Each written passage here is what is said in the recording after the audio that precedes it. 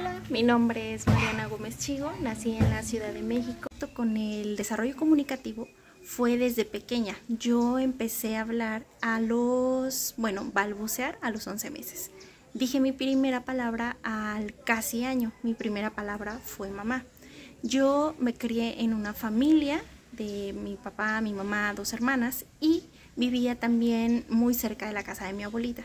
Entonces yo para aprender a hablar y a escribir fue de primer contacto con mi abuelita. Mi abuelita me cantaba muchas canciones, me contaba muchísimos cuentos y mi mamá platicaba mucho conmigo. Bueno, esto porque ella me lo ha contado. Yo platicaba mucho desde pequeña. Dice que cuando yo tenía, por ejemplo, mi primer año, aunque no sabía precisamente leer, me gustaba mucho tomar los libros y hacía como que leía, deletreaba, y ese contacto como que con los textos me gustó desde pequeña. Esto de la mano que mi abuelita me cantaba muchas canciones y a mí me gustaban. Una de mis favoritas era La Patita. Y siempre cuando me despertaba y al dormir pedía que me la cantaran.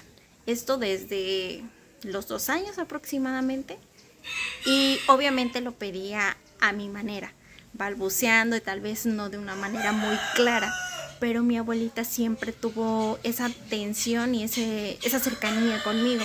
Entonces yo podría definir que empecé a hablar gracias a mi papá, a mi mamá y a mi abuelita en gran medida. Y bueno, ¿qué tantas oportunidades he tenido de hablar, escribir y en sí expresarme en mi entorno familiar y en mi vida escolar? Yo considero que muchas. Y digo muchas porque en mi entorno familiar soy la mayor de 3 hijas. Por lo tanto, digamos que llevo un poco más recorrido en cuestión de vida. Entonces esto me ha permitido incentivar también el aprendizaje en este aspecto en mis hermanas.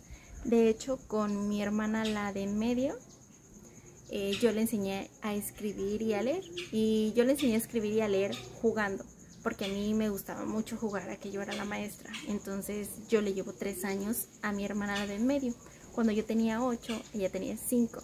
Entonces jugábamos a que leíamos y escribíamos, yo siendo la maestra y ella la alumna. Y dentro de ese juego ella aprendió y aprendió bastante rápido. Entonces me decía mi maestra en el juego. Esto me dio mucha seguridad porque siempre sentí las ganas de enseñar esta parte de leer y escribir a los niños. Aunque claro, a mis posibilidades, a mis medidas, porque en ese tiempo y a esa edad pues yo lo hacía como un juego, nunca con la intención de voy a enseñar a leer y a escribir a mi hermana. Y sí he participado en otros espacios que me han permitido desarrollar habilidades diferentes, como en mi trabajo. Había capacitaciones que muchas veces son tediosas por temas que son pues un tanto complejos o llevan más tiempo y entendimiento.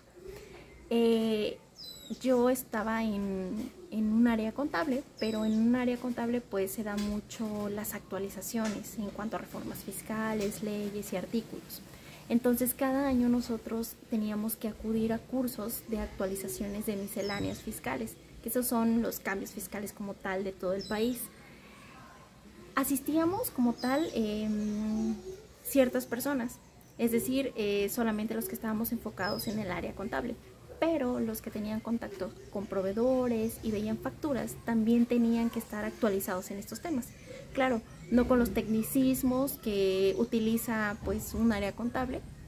Entonces a mí me permitieron dar estas capacitaciones. Esto me permitió desarrollar mi habilidad comunicativa. Lógicamente hablar en público de cierta manera impone y hasta cierto punto te pone nervioso. Cuestión que me ayudó a ir dominando y trabajando en mí.